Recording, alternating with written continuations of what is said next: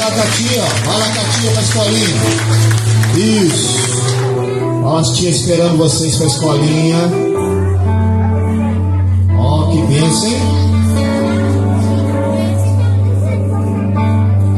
Onde ele está, mal?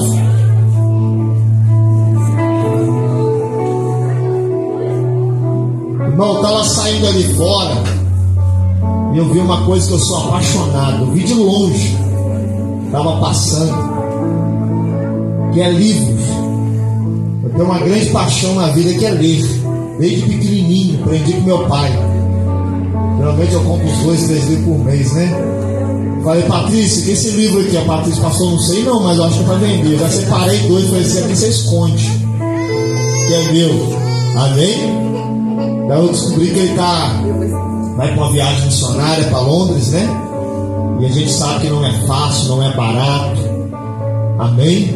Mas o reino de Deus, uma coisa que o pastor Graus falou comigo, que é presidente do ECAP, né? Onde eu faço parte. Ele falou uma coisa assim: brasileiro, ele tem uma vantagem, ele aceita qualquer lugar do mundo, ele entra em qualquer lugar do mundo, ele é bem recebido. Amém? E por isso, quando ele falou isso comigo, veio lá no meu coração o Senhor falando assim: é por isso que Deus está levantando uma geração que Ele vai levar pelo mundo para anunciar a palavra dele. Amém? Eu fico feliz quando vejo jovens pregadores se dispondo, pregando a sua vida para a obra missionária. Amém? Tenho certeza que Deus vai usar vocês lá poderosamente, em nome de Jesus. Amém? Estenda a sua mão para Ele. Diga assim: evangelista Malcolm, que o Deus de Abraão, o Deus de Isaac, o Deus de Israel, te use poderosamente nesta noite. Fala tudo que Deus mandar. Profetiza a vez, é a casa da bênção, hein? Amarela não. Vamos receber, aplaudindo Jesus.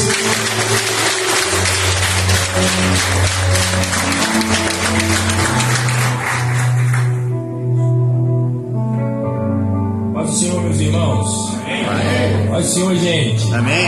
Amém. Quem pode dar um glória a Deus? Amém. Meus irmãos, eu estou muito feliz de estar aqui com vocês, né? Ministrando a primeira vez. Eu tive a oportunidade de estar aqui com a Livinha, missionária Lívia, minha esposa, numa outra oportunidade. Se eu não me engano, eu acho que era um encontro das irmãs, né? Uma conferência das irmãs, e foi realmente uma bênção. E ter a oportunidade de retornar aqui hoje para trazer e compartilhar a palavra de Deus com vocês, para mim, irmãos, é uma honra da parte de Deus. Eu já quero louvar a Deus por essa oportunidade, bendizer ao Senhor pela vida do pastor Ismael, pastor Alessandra. Deus em Cristo abençoe vocês, o ministério de vocês, o rebanho de vocês, essa igreja linda, né? Se depois, irmãos, tiver sobrado, né, uma camisa M por lá, G, mais ou menos assim, vocês lembram de mim? Essa camisa está chique demais. Meu Deus do céu, Deus abençoe vocês. Vocês caem bem de verde, né? Quando amadurar, então, vai ficar melhor, né? Deus abençoe, viu? Em nome de Jesus. Ontem eu estive viajando, o pastor Alessandro, e minha avó estava comigo. Minha avó, quando ficou sabendo que eu vinha para cá hoje pregar a palavra, ela falou: mal, que eu estou entre a cruz e a espada, porque eu estou doido para ir lá. O pastor Alessandro, acho que pegou no congresso das irmãs lá, da Casa da Bênção de lá. Ela falou: estou doido para ir lá, mas se eu for, meu pastor Márcio me mata. Falei: avó, então fica com o seu pastor lá, e depois eu levo notícias para vocês. Mas muito obrigado, meus pastores, a irmã Sara, seu esposo, muito obrigado mais uma vez por serem canal de bênção para mim e para a Livinha, em nome de Jesus. Por gentileza, abram a Bíblia de vocês. Localizem comigo o Evangelho de Jesus segundo escreveu Mateus, capítulo de número 25. Evangelho de Jesus segundo escreveu Mateus, capítulo é o de número 25, por favor. Evangelho de Jesus segundo Mateus, capítulo de número 25. Enquanto você localiza, meus irmãos, eu quero pedir a ajuda de vocês, primeiro em oração, e depois, se de alguma forma vocês puderem contribuir. Nós estamos, Livinha e eu, nós estamos em uma empreitada muito grande e um desafio muito novo para nós. No início do ano, desse ano, de dezembro para janeiro desse ano, a nossa igreja ela nos fez um convite e está nos enviando como missionários para Londres, na Inglaterra, né? E a gente sabe que quando a gente fala de missões, se acumulam muitos desafios, né? Muitos desafios. O primeiro é o desafio da renúncia, porque a gente tem que largar tudo que a gente construiu. Então, eu já vendi meu carro, minha moto, as coisas da minha casa, e uma delas que a gente está vendendo já não tem quase nada, mas os últimos que eu trouxe ali são os nossos livros. Eu trouxe esse livro aqui para apresentar para vocês. Eu não sei quem é que vai ficar com ele no final. O pastor até falou que tem lá na casa dele. Esse livro aqui é o livro que me deu coragem para me tornar um missionário, e é um livro que me fez amar a obra de Deus. Talvez seja o livro que mais me marcou durante essa minha caminhada cristã, chama Heróis da Fé, do Orlando Boyer. Não sei se algum de vocês já ouviram falar. Se vocês não ouviram, é o único que eu trouxe. Vocês veem que ele está meio sorradinho, porque faz parte da nossa biblioteca pessoal. Os livros que estão lá fora também fazem. Mas se você pegar e ler aqui, talvez você achar alguma marcação, alguma manchazinha de lágrima em cima, é nossa mesmo, que é impossível você terminar esse livro aqui sem você chorar na presença do Senhor. Minha indicação aqui, tá, mas tem alguns outros lá, não são tantos. Malco, quanto é o livro? Não tem um valor específico, irmãos. O Senhor colocou no nosso coração, e como é para missões, a gente peça que o que o Senhor colocar no seu coração como uma oferta. E a gente sabe que o Senhor é um Pai generoso. Então, se o que o Senhor colocar no seu coração, no final a gente aguarda vocês lá, vai ser muito bem-vindo, viu? Em nome de Jesus. Vamos entrar na palavra? Mateus, capítulo de número 25. Quantos encontraram, digam: eu vou subir. Eu vou subir. Quem não encontrou, diga: eu também. Amém. Vamos lá? Então o reino dos céus será semelhante a 10 virgens que, tomando as suas lâmpadas, saíram ao encontro do esposo. E 5 delas eram prudentes e 5 loucas. As loucas, tomando as suas lâmpadas, não levaram azeite consigo, mas as prudentes levaram azeite em suas vasilhas com as suas lâmpadas. E tardando o esposo, tosquenejaram todas e adormeceram. Mas à meia-noite ouviu-se um clamor: aí vem o esposo, saí-lhe ao encontro. Então todas aquelas virgens se levantaram e prepararam as suas lâmpadas. E as loucas disseram às prudentes: dai-nos do vosso azeite, porque as nossas lâmpadas se apagam. Mas as prudentes responderam, dizendo: não seja o caso que nos falte a nós e a vós, ides antes aos que vendem e comprai-o para vós. E tendo elas ido comprá-lo, chegou o esposo, e as que estavam preparadas encontraram com ele para as bodas, e fechou-se a porta. Feche a Bíblia, segure a mão dessa pessoa que está do seu lado, se você pode, tem comunhão com ela, por gentileza. Isso, por favor. Curva a sua cabeça. Eu gostaria de fazer mais uma oração com vocês, e nós vamos entrar na palavra. Senhor nosso Deus e Pai, Tu que és progenitor de toda a graça espiritual, é na Sua presença que nós estamos esta noite. Nós temos o privilégio de Te louvar, render a Ti toda a nossa adoração, ação de graças, porque o Senhor é bom, é grande e misericordioso. Pai, nós Te louvamos porque nesse domingo, início da semana, o dia do Senhor, o Senhor nos trouxe à Sua casa e tem renovado as nossas forças e nos dado graça. Senhor, essa noite eu venho aqui, meu Deus, a Lima Duarte, compartilhar uma palavra do Senhor com esta igreja, Casa da Bênção, aqui, Senhor. E eu sei, meu Pai, que há algo do Senhor reservado para esta noite. Por isso, meu Deus, eu não venho aqui, Senhor, confiante na minha força. Eu não venho aqui confiante no meu conhecimento acerca das estruturas, das escrituras, ou, Senhor, na minha habilidade de falar. Muito pelo contrário, Senhor. Eu reconheço que disso tudo nada aqui tem proveito, se não vier uma palavra do Teu Espírito que nos alimente. Por isso, nesta hora, meu Deus, eu oro para que o Senhor tenha misericórdia desse pregador e também da sua igreja.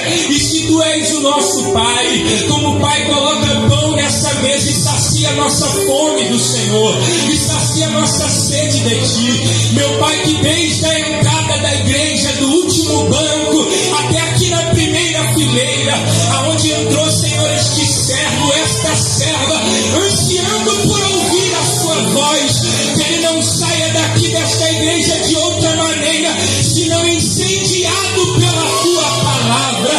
Espírito Santo, Tu tens liberdade no nosso meio.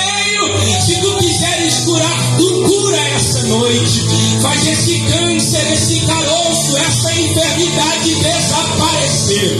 E ser conosco hoje aqui, Senhor. Nós oramos em nome de Jesus e Te agradecemos. Amém, graças a Deus. Podem se assentar, irmãos. Em nome de Jesus.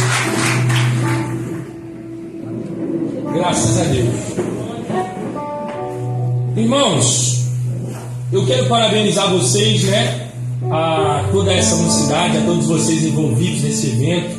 Que o Senhor em Cristo Ele continue abençoando e que ano que vem vocês abundem em colheita, Que nós temos muito mais gente de verde a ponto de não caber nessa igreja em nome de Jesus. Tá bom? Deus abençoe vocês de uma maneira sobrenatural. Eu quero parabenizar aqui a toda a liderança também, porque eu não sei de quem veio a direção espiritual para a escolha desse tema. Mas eu reconheço, meus irmãos, que este tema é um tema de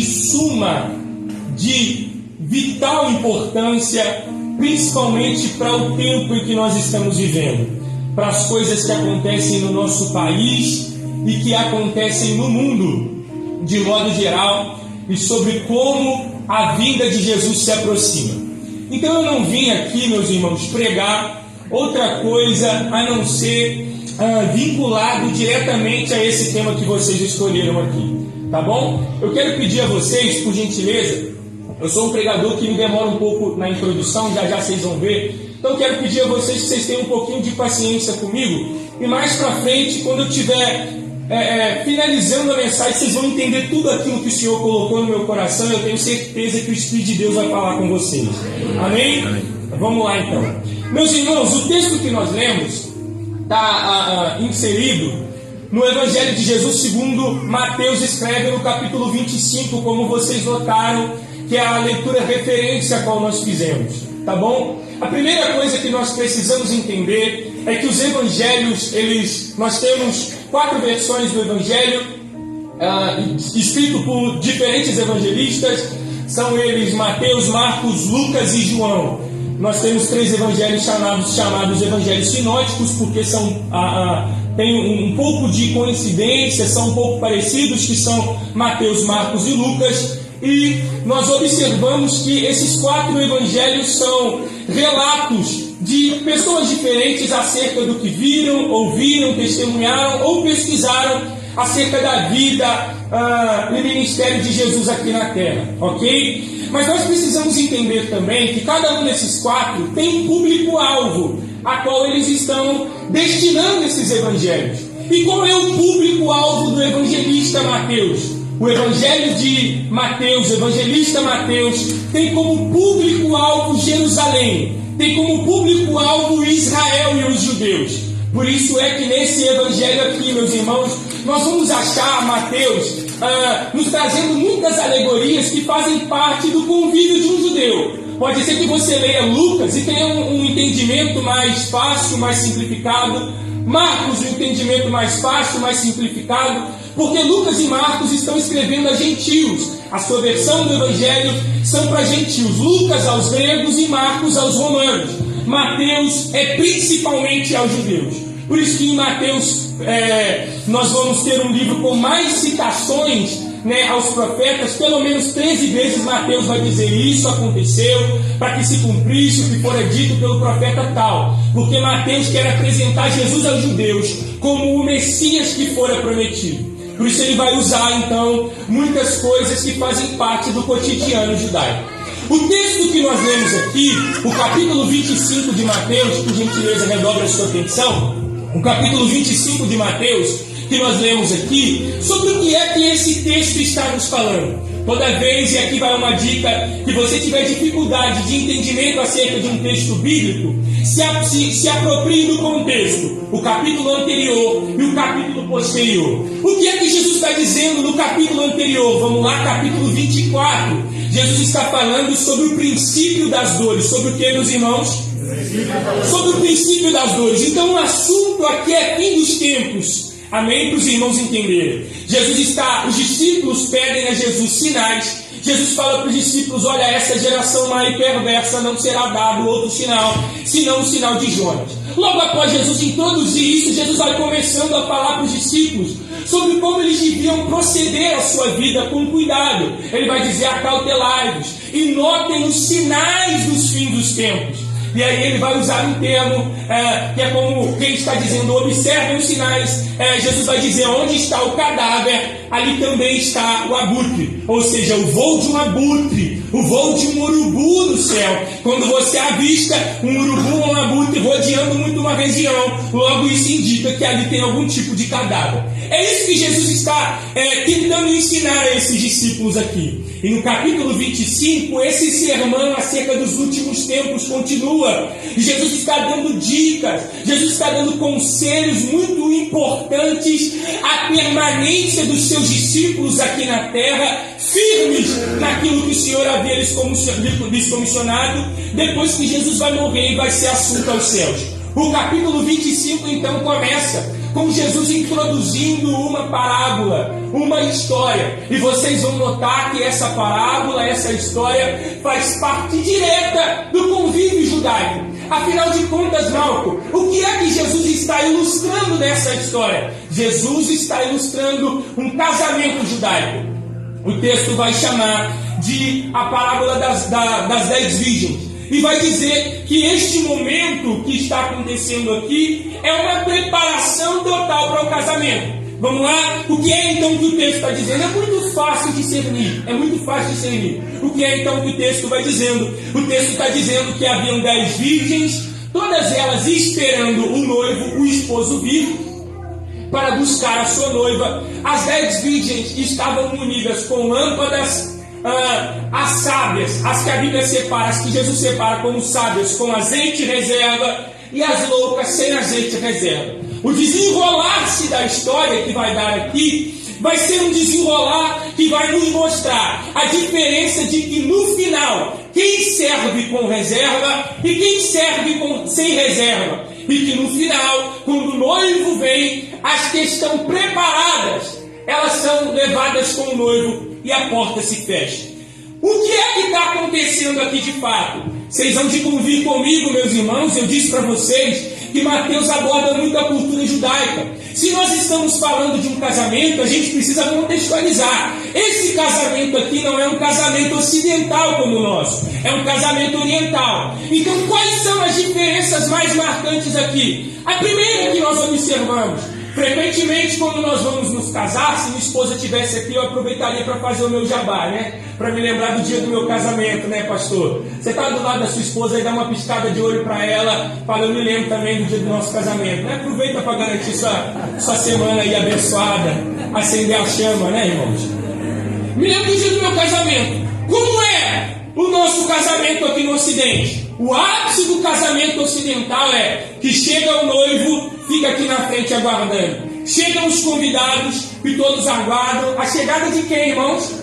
Da noiva. Então o ápice do casamento ocidental para nós é quando começa o tchan pelo tecladista e a noiva aponta lá e todo mundo se levanta, chora, tira foto, filma o quanto a noiva está bela de branco, perfeito. Ok, qual que é a diferença? A diferença é que quando você lê esse texto aqui, você observa que quem está aguardando na frente, quem está aguardando a chegada da noiva não é o noivo. Pelo contrário, quem está aguardando nessa festa é a noiva. Vamos lá então, para contextualizar e para vocês entenderem como era o casamento judaico. O casamento judaico era exatamente assim: o noivo e a noiva não se viam até o dia do casamento. Se fosse feio, irmão, estava perdido. Só ia saber na noite de núpcias, porque era o dia em que eles iam se conhecer realmente. Só se veriam no dia do casamento. E a preparação era assim: um homem de confiança da casa do noivo O pai do noivo chamava o seu melhor amigo e dizia para ele: olha, vai até a casa de fulano de tal, a família de fulano de tal. Essa família é uma família de boa fama que nós conhecemos, e escolhe lá uma noiva para o meu filho. Primeiro você olha, observa um pouco como é a rotina deles e vê se ela é digna do meu filho. Se ela for digna, você entra lá. Então ele saía com essa missão. Quem aqui não se lembra do Eliezer Damasceno, servo de Abraão, quando ele vai escolher Rebeca para Isaac, se lembram? É exatamente isso. Então o melhor amigo, o homem de mais confiança da família do noivo vai. Ele vai até a casa da noiva, chega lá, ele se assenta à mesa. E diz: olha, a gente não pode comer nada antes que eu exponha para vocês o assunto que me trouxe aqui.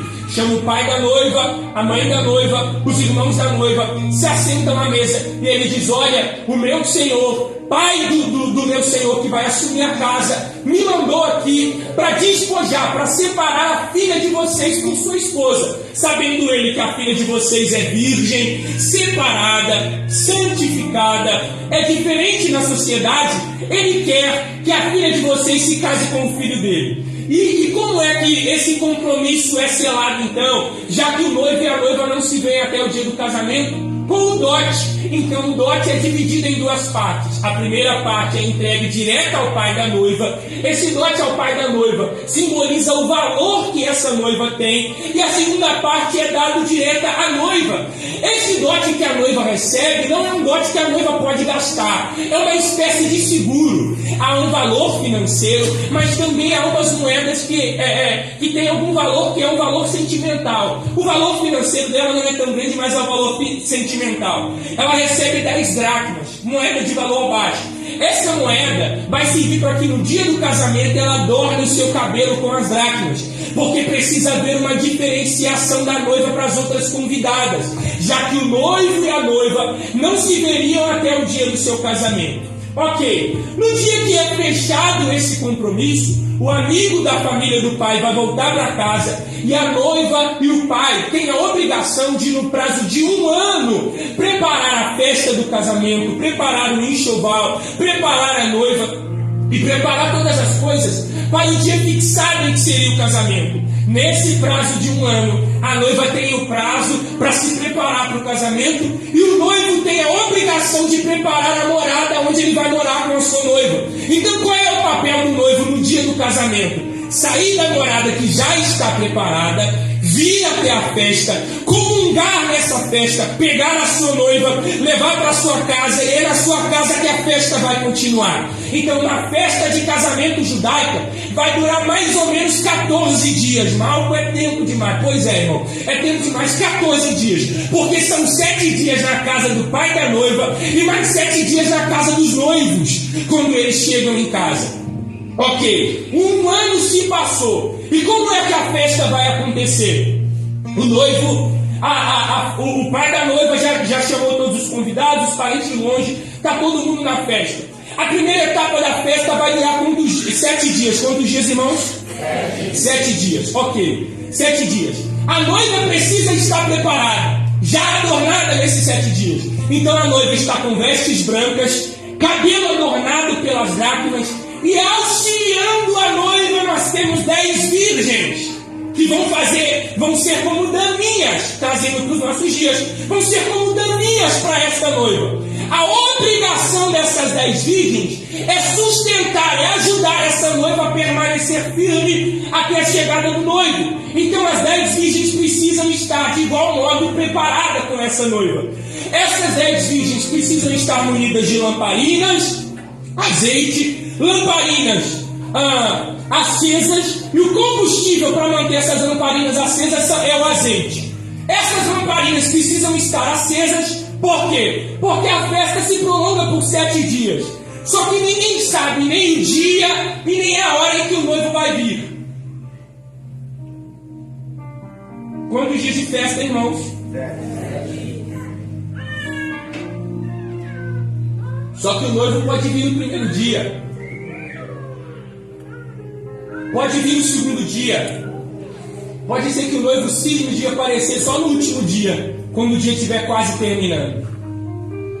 Se o noivo vier durante a noite, como é que ele vai reconhecer a sua noiva? Aí que entra o papel das 10 virgens. Elas precisam estar preparadas para receber o noivo. Preparadas com lâmpada, azeite e fogo.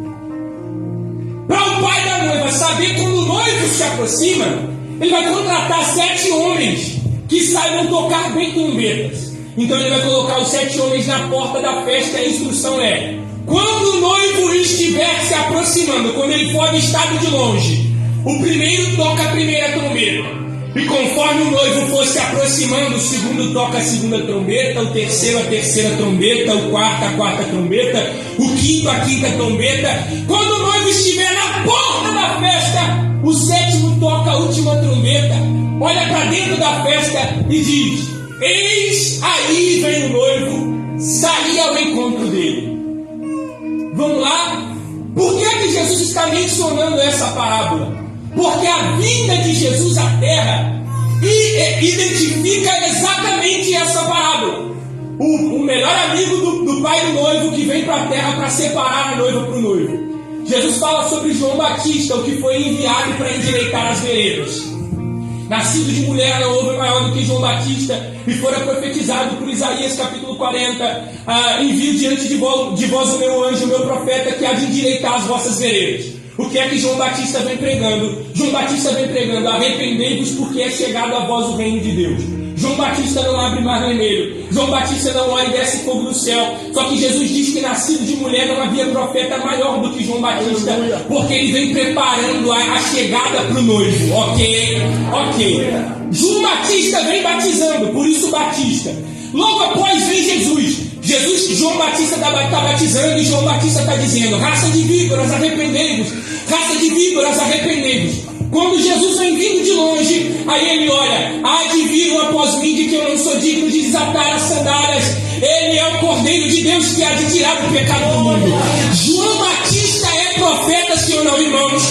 É profeta, mas João Batista é filho de Zacarias, ou seja, é linhagem sacerdotal.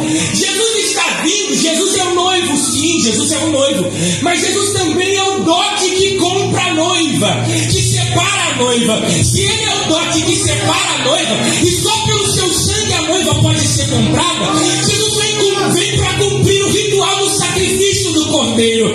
Todo cordeiro para ser imolado em cima do altar, o sacerdote precisava colocar a sua mão sobre a cabeça como símbolo de transferência, para que aquela oferta pagasse o pecado de quem ficou para trás. Quando Jesus vem a João Batista, e João Batista diz: esse é o Cordeiro de Deus que tira o pecado do mundo. Jesus diz: João, eu vim para que você me batize. João diz: Senhor, eu não posso te batizar, antes eu precisava ser batizado por ti. Aí Jesus diz para João Batista: João Batista, você precisa me descer as águas, porque cabe a mim cumprir toda a escritura. E o que é que João Batista faz? Rito de batismo, mete a mão na cabeça de Jesus, sacerdote transferindo o pecado, e deita Jesus nas águas, para que Jesus seja oferecido como oferta.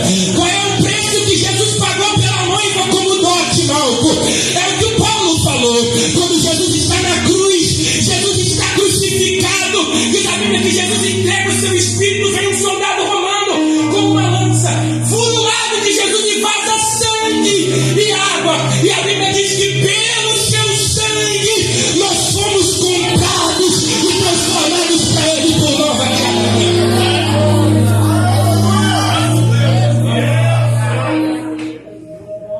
Ele já nos comprou. Tendo Jesus já nos comprado e separando a noiva para si, o que é que Jesus vai fazer? João 14 vai dizer para os seus discípulos: não se turbe o vosso coração, crede em Deus e também em mim, porque na casa de meu pai há muitas moradas.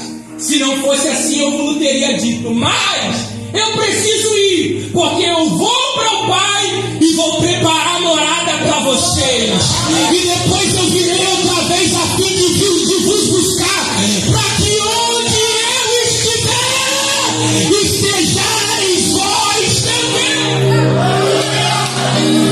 Estão entendendo? Vocês estão entendendo, gente? Como é que Jesus está cumprindo o rito do casamento judaico? O noivo tem a obrigação de, nesse período, Jesus foi para preparar lugar para nós. nesse período, enquanto ele prepara lugar para nós, a noiva tem a obrigação de manter as vestes limpas, obrigação de manter o cabelo adornado, obrigação de manter-se preparada para aguardar a vinda do noivo. Aleluia! O que é que essa parábola está dizendo? O casamento está acontecendo.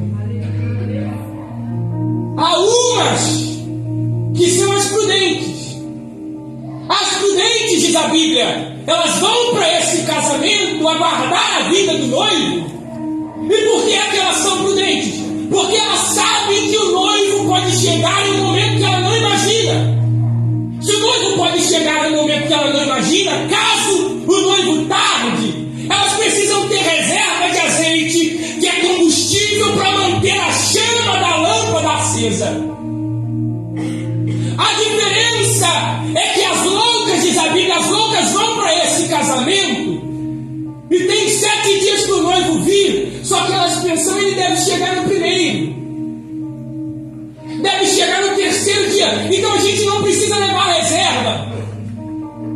Só que o texto está dizendo, irmãos, que é essencial que haja lâmpadas e lâmpadas acesas, a fim de quê? De que se o noivo chegar e seja madrugada ou noite, ele identifique a sua noiva pela luz, pela chama que está acesa. Aleluia. Pela chama que está acesa. Só que a Bíblia diz que tardando o noivo em chegar, tosquenejaram elas, ou seja, ficaram cansadas e adormeceram. E aqui eu começo a dizer que nós estamos vivendo tempos perigosos da igreja na terra nos últimos tempos. Porque eu tenho a impressão que a igreja esteja vivendo um adormecimento espiritual em muitas partes. Quando eu digo isso, meus irmãos, eu não falo da Casa da Bênção em Lima Duarte, eu digo do evangelho da igreja de modo mundial, meus irmãos. A igreja está passando por um tempo de adormecimento. E qual é o perigo do tempo de adormecimento? Eu me lembro que certa feita eu cheguei de uma viagem, eu tinha pregado em uma vigília, cheguei de uma viagem de manhã, e mais tarde, de tarde, eu tinha que viajar para pregar em uma outra cidade. Na época eu estava sem carro, precisava pegar ônibus, pastor, e eu me lembro que tinha um horário para eu chegar na rodoviária. Só que eu estava tão cansado que eu adormeci profundamente, aquele sono de pedra. E eu esqueci de colocar o telefone para despertar. Só que quando a gente está dormindo, quando a gente dorme, o sono se assemelha à morte. Por que, mal? Porque o sono se assemelha à morte. Porque quem está dormindo perde a noção de localidade, de horário e de urgência. Então, se eu estou dormindo, eu perco as preocupações que eu preciso ter na vida. Se eu estou dormindo, eu estou distante das necessidades que eu preciso cumprir.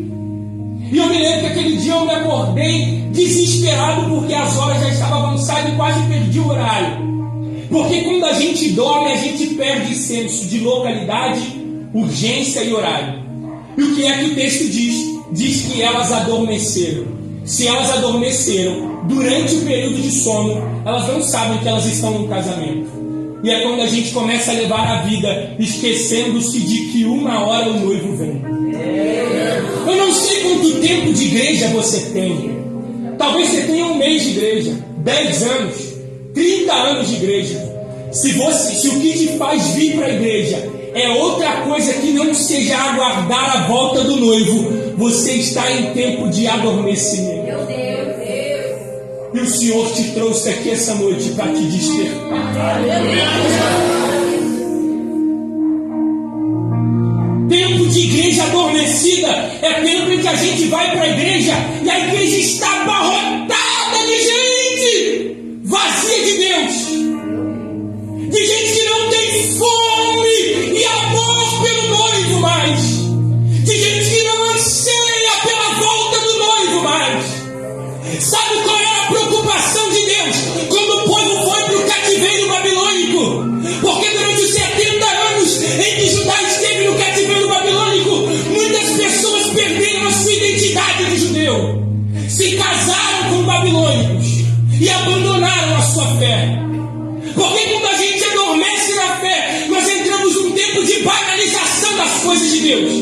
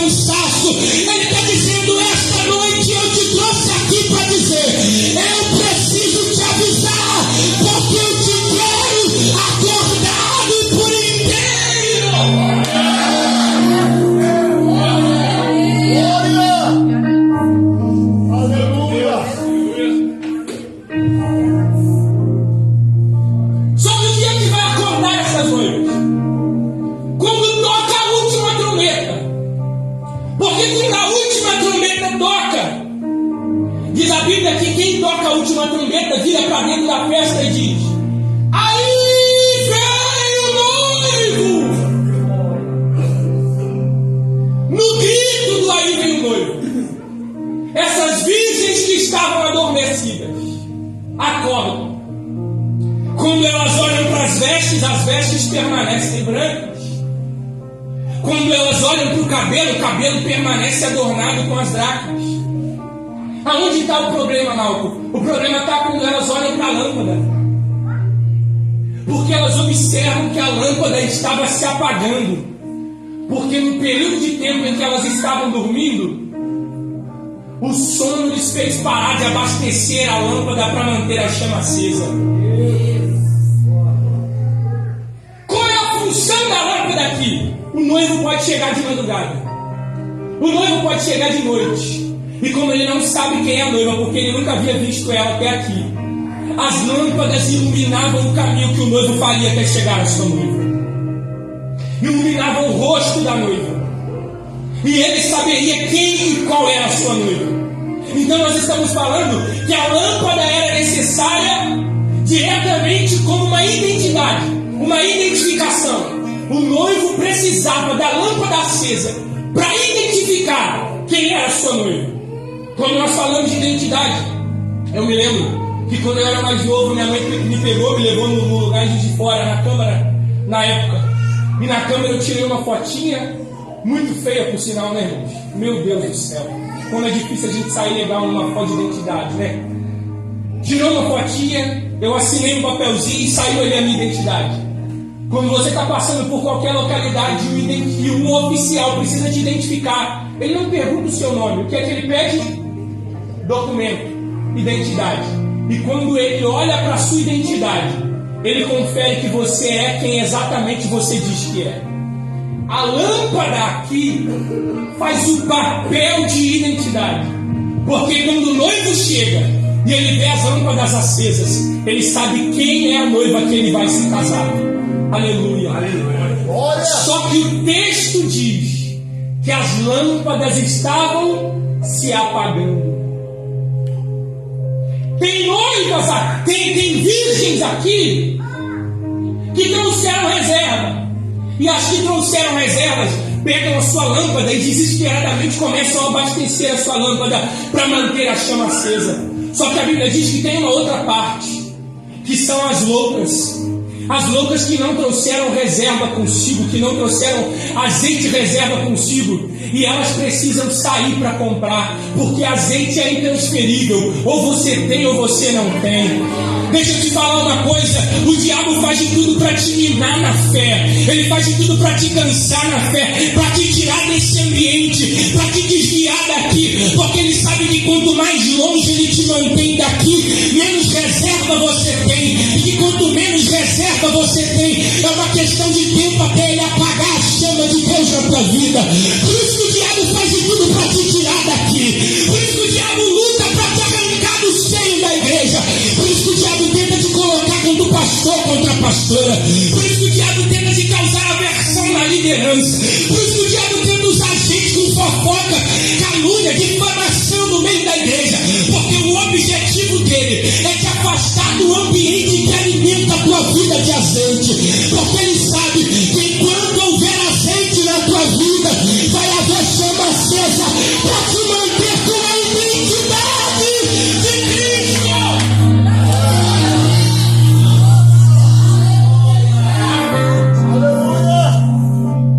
Se eu falo de uma identidade, eu falo daquilo que caracteriza a igreja diretamente.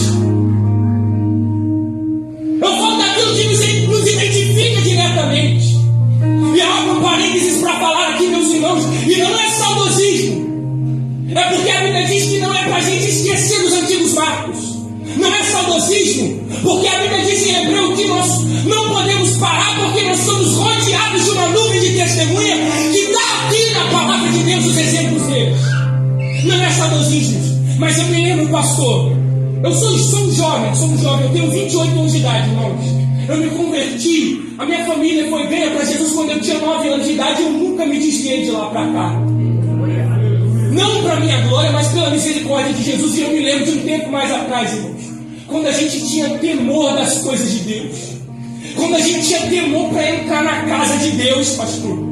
Eu me lembro quando a gente tinha desejo pelo batismo com o Espírito Santo, a gente sabia o quanto isso era crucial para a nossa vida. Eu me lembro mais ou menos há 15 anos atrás, gente, que o que hoje não é pecado mais,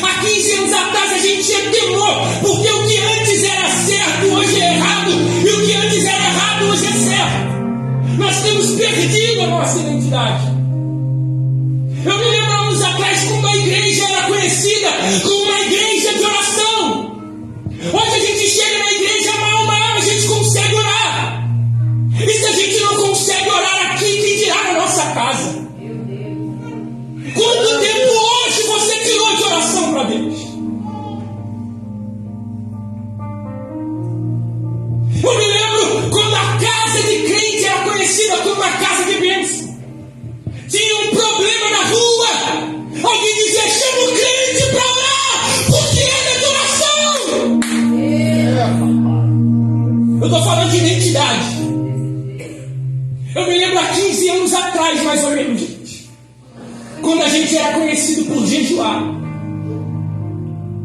E a gente jejuava mesmo, pastor. Irmãos, anunciavam na igreja, irmão fulano de tal está passando por uma tribulação tremenda. A igreja de jejum, e eu me lembro, irmãos, daqueles irmãos que chegavam até chupados na igreja com o olho fundo de fome, de tanto jejuar pela causa. A gente via Deus responder. Senhor. Eu me lembro quando a igreja era conhecida como uma igreja que amava a palavra de Deus. Aleluia. Hoje a gente prefere gastar tanto tempo no Instagram, tanto tempo com o WhatsApp, tanto tempo com o Facebook, e a gente não consegue tirar um minuto do nosso dia para ler a palavra de Deus. Como Deus pode imprimir o caráter dele em mim e fazer de mim uma nova criatura se eu não leio a única coisa que me revela a face de Deus, que é a sua palavra? Eu me lembro, irmãos, na época de Santa Ceia, quando a gente sabia que a igreja não podia crescer com divisões. E na ceia, pastor, ela não era verdade. A gente jejuava a semana inteira pro dia da ceia. Eu não sei se aqui é no sábado ou no domingo. Chegava no dia da ceia, irmãos, se abria uma oportunidade antes da gente pegar o cálice e o pão, para quem queria pedir perdão por alguma coisa que tivesse cometido contra o irmão. Hoje a gente toma a ceia como se fosse qualquer coisa. Tem irmão que não se fala, mete a ripa no outro, e a gente vem aqui no dia da ceia, pega a ceia e o pão com a cara mais lavada do mundo. Fala a Deus. E ainda ouvimos a palavra de Deus, que aquele que come e bebe sem discernir, come e bebe para a própria condenação. E eu pergunto a vocês, por que é que nós não temos dado ouvido à voz do Espírito Santo mais? Aleluia. Por que as nossas lâmpadas têm se apagado? E qual é a nossa identidade? Para não falar da igreja como um todo, redobre a sua atenção, por gentileza. Eu quero falar de mim e de você agora. Pessoal, você pode fechar seus olhos por um minuto? Puxa na sua memória comigo quando você se converteu a Cristo. O que é que te trouxe à igreja? O que de fato te fez estar aqui? Lembra? Você aceitou Jesus e para você tudo que podia ter era culto. Se pudesse nem para casa você voltava. Falava culto de oração, você era o primeiro a chegar, o último a sair. Falava jejum, você jejuava a semana inteira se deixasse. Você tinha tanta fome, tanta sede de conhecer a Deus, que você lia a palavra, tinha prazer em estar aqui nas consagrações. Lembra quando você desceu as águas do batismo? Que temor você tinha e como você voltou feliz daquelas águas, porque você disse, agora eu nasci de novo, agora Deus me aceitou, agora eu já posso ser salvo. Hoje Deus me trouxe aqui para dizer que Ele tem saudade de quem você era. E Deus está te perguntando o que é que aconteceu, onde é que você se perdeu. Porque eu não te acho de joelho mais como eu te achava antes. Porque eu não te vejo com amor pela minha palavra que você tinha antes. Porque eu não te vejo com desejo de evangelizar, de falar de mim para outras pessoas mais como você tinha. Hoje quando eu olho para você, no seu trabalho por vezes parece que você nem é crente. Na rodinha de amizade do mundo parece que você nem é crente. Mas hoje eu vim aqui para te encontrar, para dizer para você, eu quero te dar azeite para manter a chama acesa.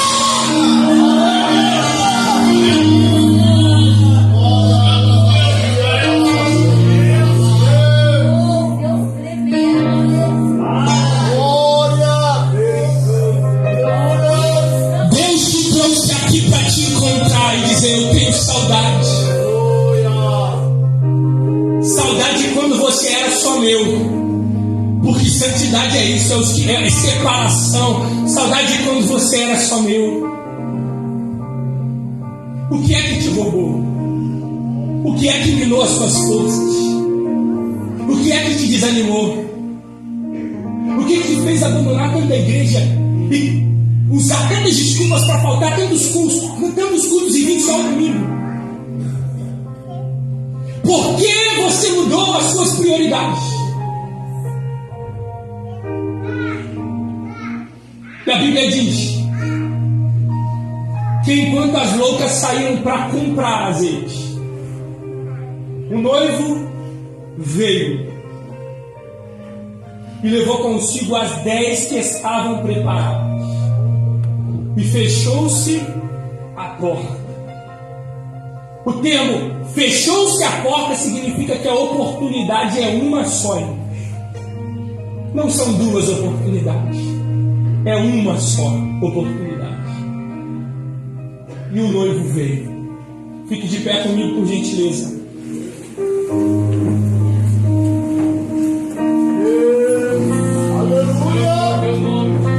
Irmãos, olhem para o sinal do fim, para os sinais do fim. Nós estamos em tempos em que o mundo, em que Satanás quer ferir a imagem da igreja, a identidade da igreja, a santidade da igreja.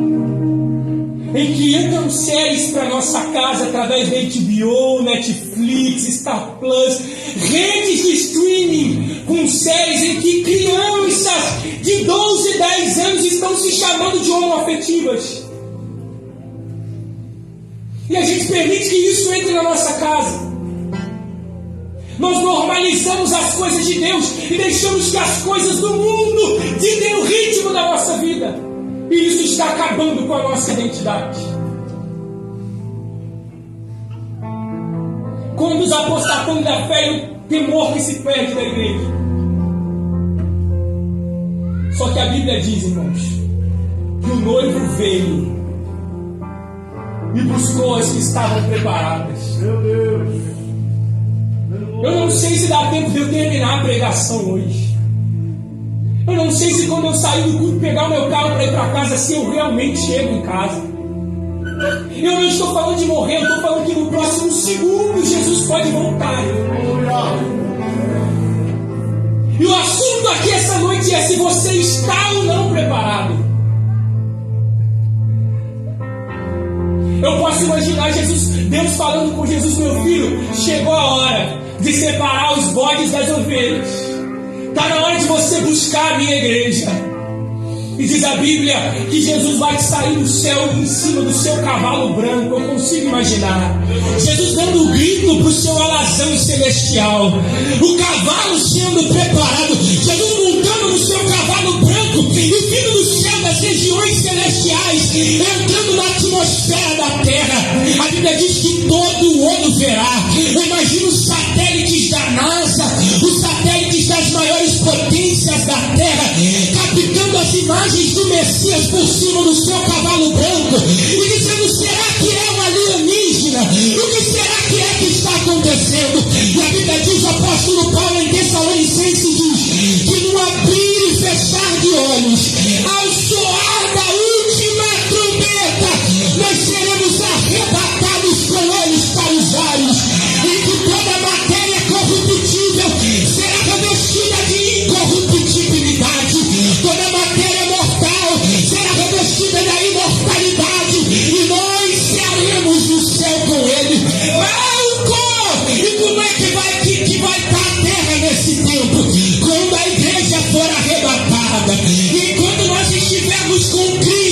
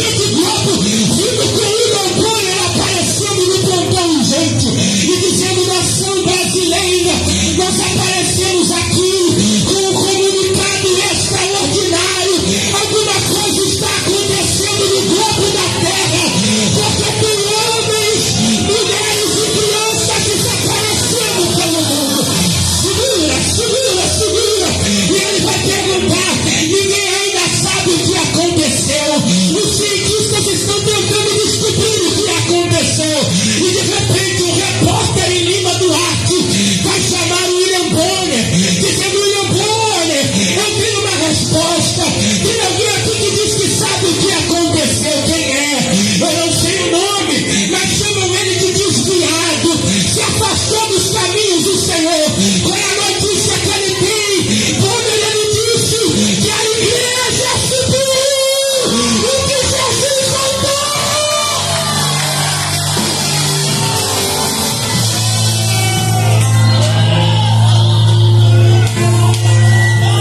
Ele veio para subir com ele, não sobe de lamparina apagada. Só sobe se a lamparina estiver acesa. Deus está dizendo essa noite, eu te trouxe aqui para dizer que você não pode sair daqui apagado, mas eu quero te ensinar.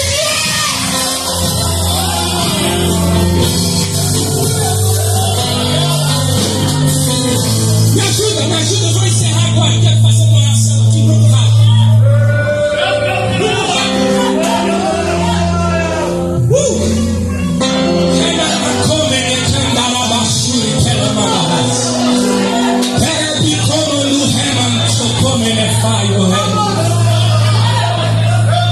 Eu não sei se há alguém aqui que ainda não conhece a Jesus como Salvador. Eu não sei se há alguém no nosso meio que porventura já andou nos caminhos do Senhor e que acabou se afastando, mas que não tem certeza da sua salvação e que sabe que não dá para continuar mais afastado, não dá para continuar mais longe de Jesus, mas que precisa voltar para os caminhos do Senhor essa noite. Levante a mão, eu quero orar por você agora. Há um ali, vem cá, chega aqui na frente. Um dos jovens acompanha ele aí. Acompanha isso. Fala com ele, fala com ele. Cadê a segunda para Jesus? Cadê a segunda? Deus me falou que tem mais uma pessoa que essa noite precisa voltar para os caminhos dele, que ainda não entregou a vida para ele, que essa noite precisa vir correndo. Cadê você, a segunda pessoa? Você? Vem cá. Vem. Essa noite eu disse que a oportunidade é uma só. Tem mais alguém? Cadê a terceira pessoa? Cadê a terceira pessoa? Se Jesus voltar hoje, essa é a sua oportunidade, Pai. Cadê você? Eu quero orar por você. Onde está a terceira pessoa?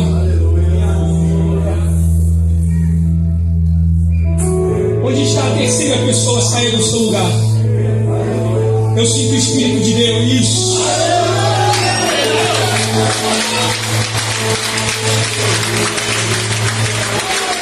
Como é teu nome? Como é teu nome? Camila. Abraça ela. Você está voltando com ela também? É mesmo? Cola aqui nela. Cola aqui junto com ela. Camila.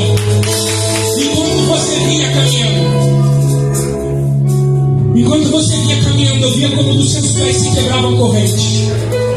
Porque enquanto você tomou a sua decisão de sair do seu lugar e voltar hoje para o Senhor, eu via Deus dando uma ordem ao anjo: passa a espada, anjo. E eu via muitas vezes como você tentava prosseguir para frente e você voltava e parava no mesmo ponto. Quando você tentava ir para a direita, voltava e parava no mesmo ponto.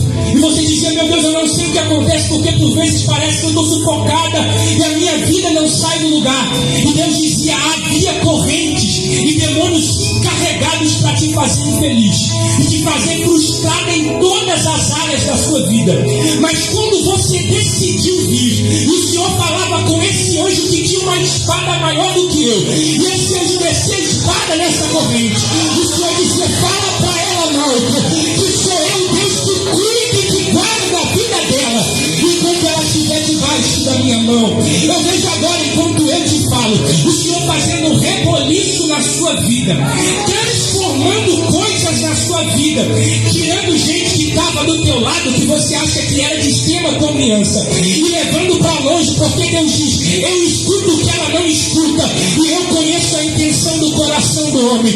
Mas Deus diz: eu coloco gente do teu lado que será suporte para você, que vai orar por você, que vai te animar a caminhar na minha presença. presença, porque tu é minha escolhida, diz o Senhor. Vamos orar por essas vidas, estenda a mão, que eu quero fazer mais uma oração. Isso, Senhor meu Deus, em nome de Jesus agora, eu apresento diante do teu altar essas vidas que ora retornam para a sua presença. Tu que és o Deus que santifica, reescreve elas, o nome delas no livro da vida e ajuda que elas permaneçam firmes até a vinda do Senhor. De nada, Senhor, que nem a altura, nem a profundidade, nem o agora, nem o porvir, nem o passado, nem nenhuma hoste maligna consigam arrancar eles do teu amor. Em nome de Jesus, que eles recebam de ti a tua graça e o abraço do teu Espírito Santo. Agora, em nome de Jesus. Irmãos, eu vou encerrar, pode voltar para o programa, muito obrigado, vou encerrar agora. Mas eu gostaria, olha para mim aqui por gentileza, eu gostaria de fazer um ato profético aqui, direcionado pelo Espírito de Deus. Eu disse que você não pode sair daqui com a lamparina sem azeite. Quem olha a lamparina, pastor, com a lâmpada acesa, quem olha de frente para ela diz, tem azeite por dentro. Mas quando Deus olha por dentro da lamparina, Ele sabe que está faltando e precisa de mais. E Deus te trouxe aqui essa noite para jorrar do céu, para manter a chama acesa nas suas vidas. Então eu quero pedir agora, de 2 em 2, de preferência, se você for homem com mulher, que seja sua esposa, alguém que você tenha comunhão, se não, que seja homem com homem, mulher com mulher, cola em uma pessoa e agora. Rápido, tem que ser rapidinho. De 2 em 2.